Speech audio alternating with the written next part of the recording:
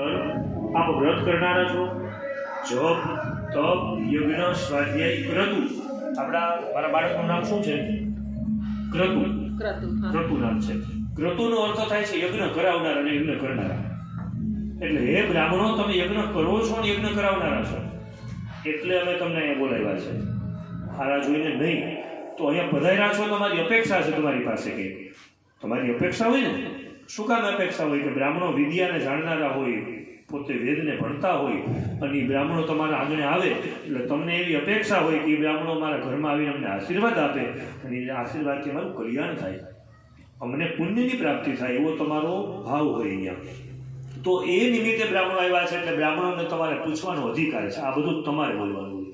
આખો મંત્ર તમારે બોલવાનું બતાવ્યું છે. વ્રત જપ નિયમ તપ સ્વાધ્યાય ક્રતુ દયા દમના વિશિષ્ટાનામ સર્વેશાનામ બ્રાહ્મણાનામ મનઃ સમાધિયતામ સમાહિત મનસસ્મ પ્રસિદ્ધંતુ ભવંતઃ.